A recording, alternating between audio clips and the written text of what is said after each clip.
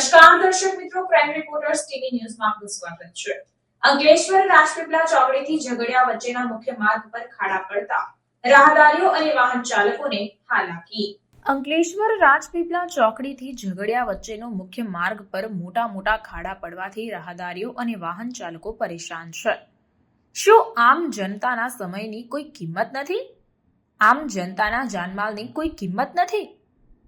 હા, એ તો એવું માની બેઠા છે સરકારી બાબુઓ તેમજ ભ્રષ્ટ કોન્ટ્રાક્ટરો.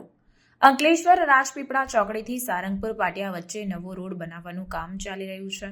આ રોડ રાજ્ય ધોરીમાર્ગ છે અને આજુબાજુ ઘણા મોટા ઔદ્યોગિક એકમો તેમજ ઔદ્યોગિક વસાહત આવેલ હોવાથી આ માર્ગ પર મોટા વાહનો તેમજ ખૂબ મોટી સંખ્યામાં 2 વ્હીલર વાહનો તેમજ 4 વ્હીલર વાહનો ચાલતા હોય છે. આ માર્ગનું કામ આયોજન વિના ચાલતું હોય તેમ લાગે છે.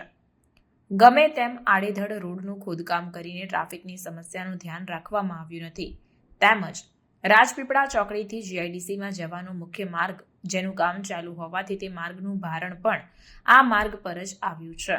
આ માર્ગનું કામ ચાલુ કરી તેની ઉપર પુરાણ કરી દઈએ અને છોડી દેવામાં આવ્યું છે અને આના કારણે ક્યાંક મોટા ખાડા પડી ગયા છે, જેમાં પાણી ભરાઈ રહેતા અકસ્માતનો ભય સેવાઈ રહ્યો છે.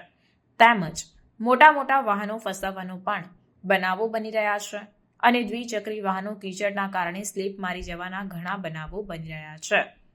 રાત્રિના સમયે આ માર્ગ પર મોટા ખાડાઓના કારણે મોટરસાયકલ પરથી પડી જવાના બનાવો પણ બને છે અને ગંભીર અકસ્માત સર્જાય છે. અધિકારીઓના નિરીક્ષણ વગર આ કામ ચાલે છે એવું લાગી રહ્યું છે.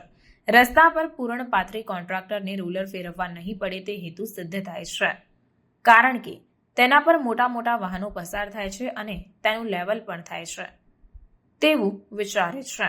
પરંતુ આવું ન થતાં મોટા ખાડા પડીને અકસ્માત થાય છે તેમજ ટ્રાફિકની સમસ્યા સર્જાય છે. તે અધિકારી અને કોન્ટ્રાક્ટરને વિચારવું જોઈએ. આ માર્ગ પર મીરાનગર ખૂબ જ મોટું માર્કેટ આવેલું છે અને તેની બાજુમાં મુખ્ય માર્ગ પર શાળા પણ આવેલી છે, જેમાં નાના ભૂલકાઓ અને વાલીઓએ પણ આ પરિસ્થિતિનો સામનો કરવો પડે છે. અધિકારીઓ તેમજ કોન્ટ્રાક્ટરોને અરજ છે કે આ માર્ગનો વહેલામાં વહેલી તકે કામ પૂર્ણ થાય, જ્યાં ખાડા પડી ગયા છે તેનું પુરાણ થાય અને ટ્રાફિક ન થાય તે પ્રમાણે માર્ગ ખુલ્લા મૂકી આયોજન સાથે કામ પૂર્ણ કરવામાં આવે તેવી લોક માંગ ઉઠી છે.